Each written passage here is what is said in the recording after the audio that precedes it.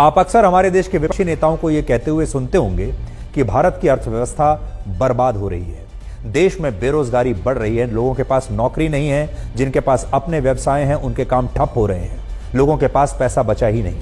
लेकिन दूसरी तरफ हमारे देश में लोग अकेले शादियों पर ही इतना पैसा खर्च कर रहे हैं जितना पाकिस्तान जैसे देश का एक साल का बजट भी नहीं है। पाकिस्तान का वार्षिक बजट 4,20,000 करोड़ रुपए है, एक साल का बजट, और हमारे यहां लोग 4,74,000 करोड़ रुपए शादियों पर खर्च कर रहे हैं, और वो भी पूरे साल में नहीं, 4 महीने में। यहां बड़ी बात यह है कि भारत के लोग शादियों पर ये लाखों करोड़ों रुपए तब खर्च कर रहे हैं जब कुछ ही दिन पहले हमारे देश में दिवाली और धनतेरस के त्योहार पर लोगों ने शॉपिंग करने का एक नया वर्ल्ड रिकॉर्ड बनाया था।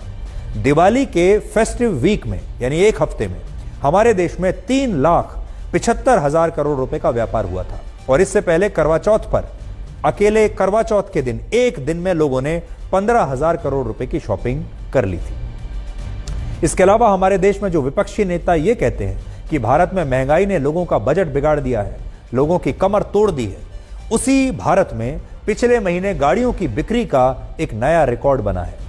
अक्टूबर के महीने में हमारे देश में लगभग 23 लाख वाहनों की बिक्री हुई है, जिनमें 4 लाख गाड़ियां थीं और 19 लाख 2 पहिया वाहन थे। और एक अनुमान के मुताबिक शादियों के सीजन में भी इस बार गाड़ियों की बिक्री में जबरदस्त वृद्धि होने वाली है। इन सारी बातों से क्या पता चलता है? यह पता चलता है कि हमारे देश में बेरोजगारी, महंगाई और अर्थव्यवस्था को लेकर जो एक थ्योरी आपके सामने, आपके मन में पेश करने की कोशिश की जा रही है, वो थ्योरी सही नहीं है। पिछले महीने ही भारत सरकार ने अपनी एक रिपोर्ट में बताया था कि वर्ष 2022 और 23 में देश में बेरोजगारी दर 3.2% रही थी, जबकि दक्षिण अफ्रीका में यही बेरोजगारी दर 32.8%, ब्राजील में 8.3%, पाकिस्तान में 8.5%, फ्रांस में 7.4%, इटली में 7.9%, ईरान में 9.4%, चीन में 5.3%, ब्रिटेन में 4.2% और अमेरिका में यही बेरोजगारी दर लगभग 4% है। और इन देशों की तुलना में सबसे कम बेरोजगारी भारत में है। लेकिन इसके बावजूद बेरोजगारी हमारे देश में चुनावों का सबसे बड़ा मुद्दा है। आपने भी देखा होगा, चुनाव के भाषण में, चुनाव प्रचार के दौरान, बड़े बड़े विपक्षी नेताओं के भाषणों के दौरान, उनकी प्रेस कॉन्फ्रेंसेस के दौरान, उनके इंटरव्यूज के दौरान हमारे तमाम विपक्ष के जो नेता हैं वो 2 मुद्दे सबसे ज्यादा उठाते हैं। एक है महंगाई का मुद्दा और दूसरा है बेरोजगारी का मुद्दा।